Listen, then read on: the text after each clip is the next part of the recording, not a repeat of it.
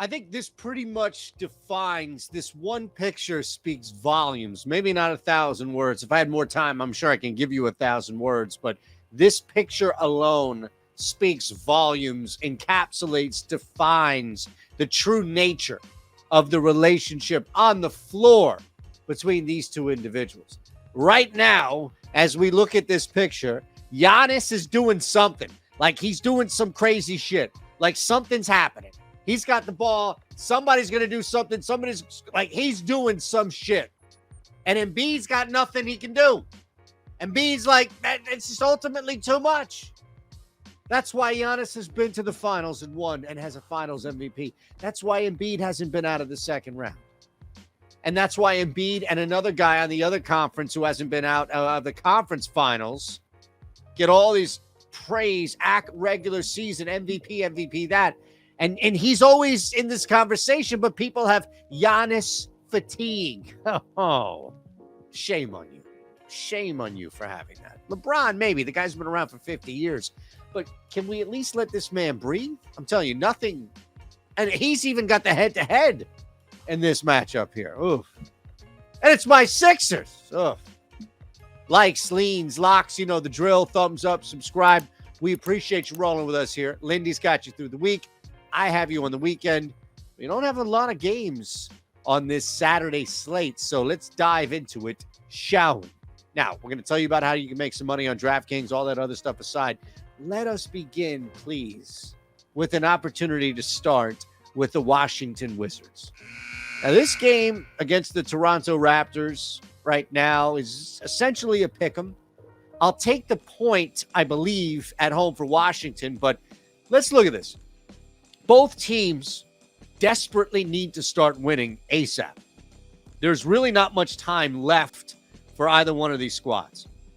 The other side is that Washington, like Toronto, you've gone through the trades, you've gone through the rumors, you've gone through all of this stuff mentally. Like they just are drained from a lot of internal shit.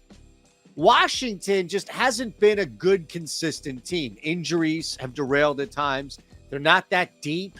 Right? Very top heavy, but even that, they've had Bradley Beal injuries. It's been really rough to get a consistent trio up top. And even then, because you're Washington and you haven't been able to spend well and you haven't been able to draft especially well, you struggle.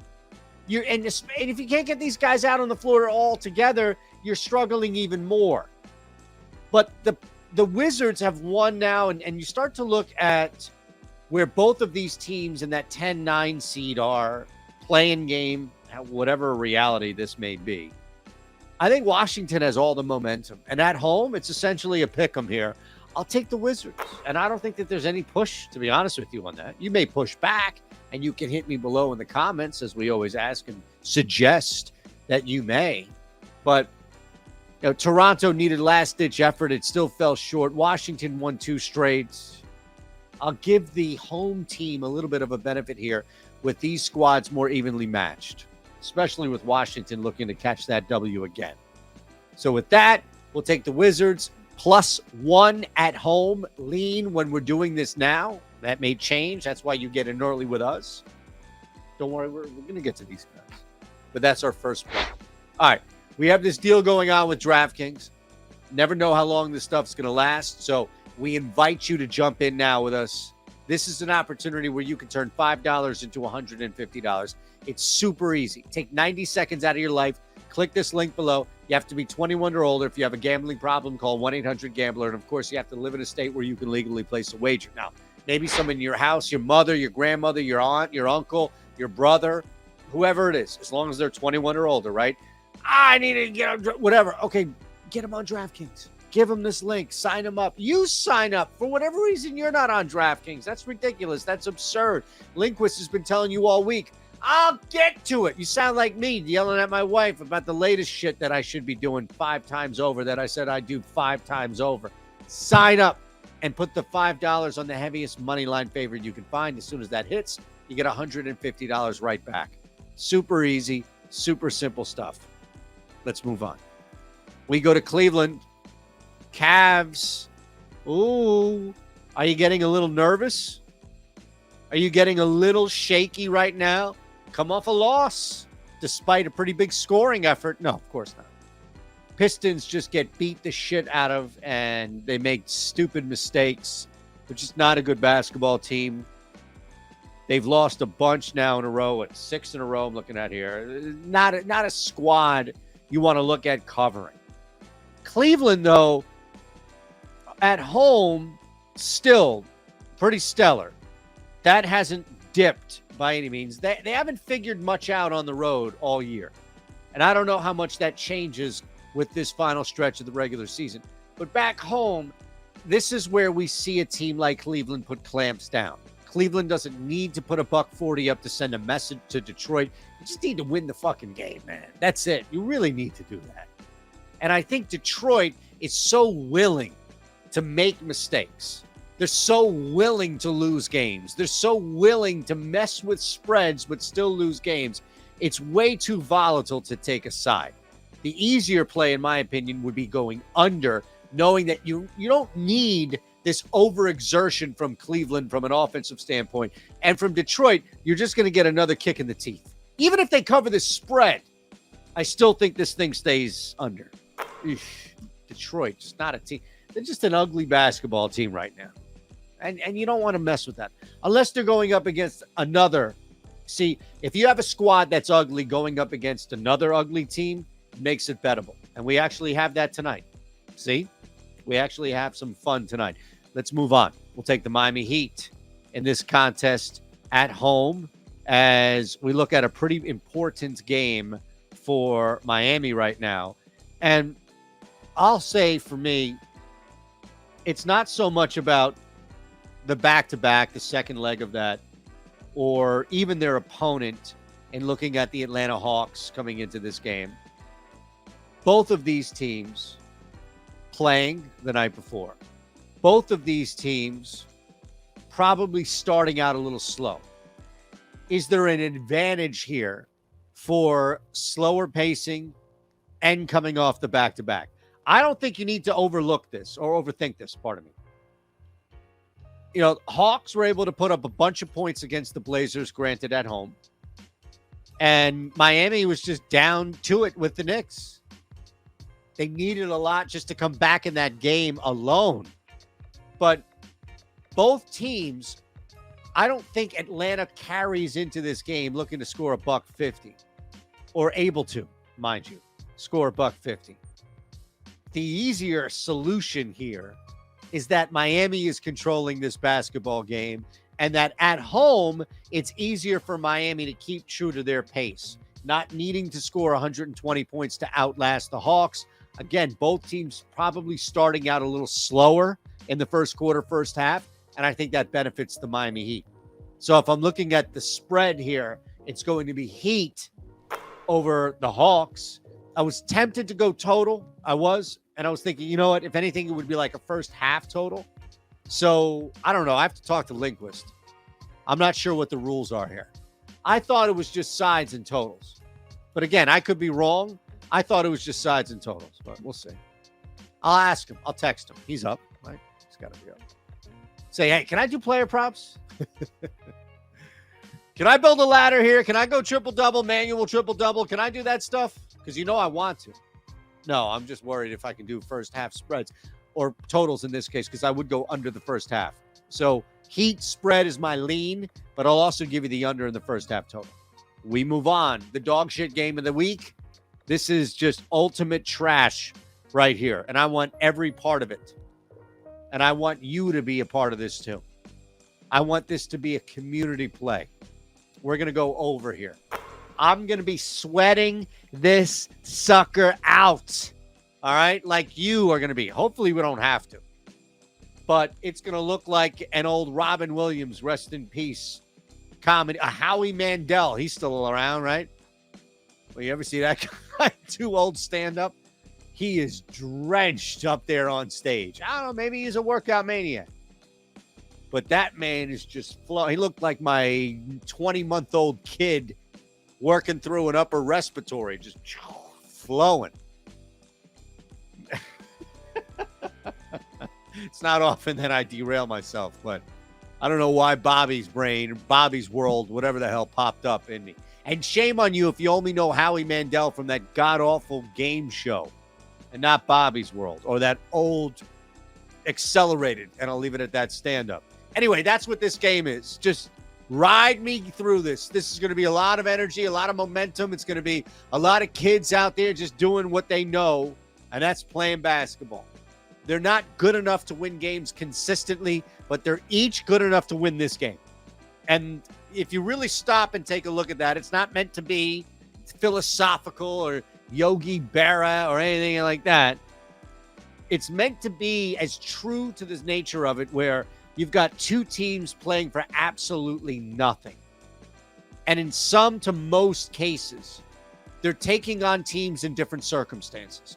Start of the back-to-back, at home, on the road, different things are happening around the NBA.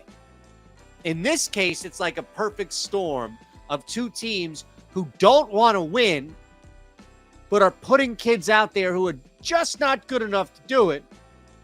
On top of that, neither one of these teams are good enough to stop the other side. So you've seen closer games because why? Well, ultimately defense kicks in and a team says, hey, we're about to lose to the Spurs, or we're about to lose to the Rockets, or we're about to lose to the Pistons, or we're about to lose to the Sixers. Watch, that's coming on Saturday. But all I'm saying in this case is I'm willing to roll here with the Spurs over, not the Spurs side. We're going to go over the Spurs. You let me know when you see the total out there. It's a lean. All right, come join me on the Discord. You know the drill. Let me show you the hero, all of the heroics and all the good stuff going on. It's not just me, but come join me on the Discord. You're going to get half off your first week. There's a link below. It's super easy to sign up. Sixers money line. Go ahead and cash that. These are all plays, we're giving out. Kuminga, Kessler, see that? Bang, bang, bang, all of that. Oh, did you see that? There you go. They're all here. How about a parlay? You love your freaking parlays. I see on Linkwit's channel, parlay. What do you think about a parlay? Come on over. Come join. You get half off your first week. ES Insider is the code. Half off the first week. ES Insider is the code. And we got parlays for days, folks. For days. I got parlays in the NBA. I got parlays in college. There's the parlay, another parlay in college. Two parlays in college, actually. NFL futures. Wow, look at that. We're doing anything and everything you need. All right? Just come join us. That's all I'm asking you to do. Is just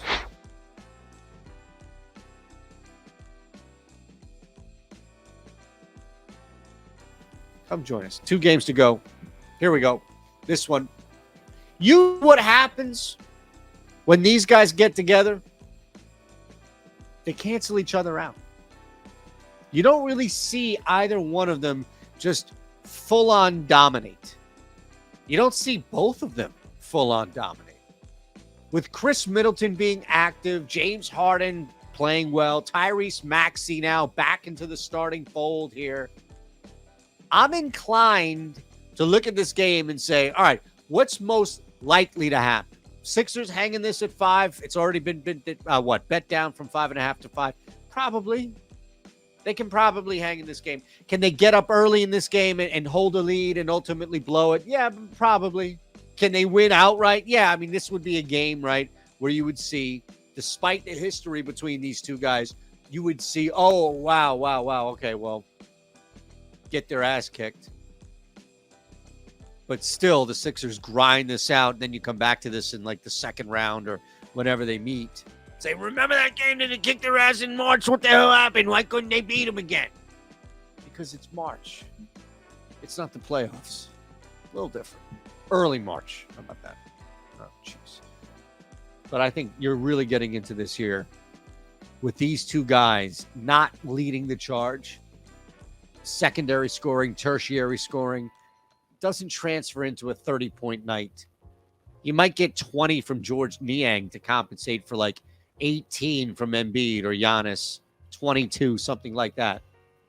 Grayson Allen gets you 18 and a Brooke Lopez, something like that. It's not going to be these two guys, or at least both of these guys.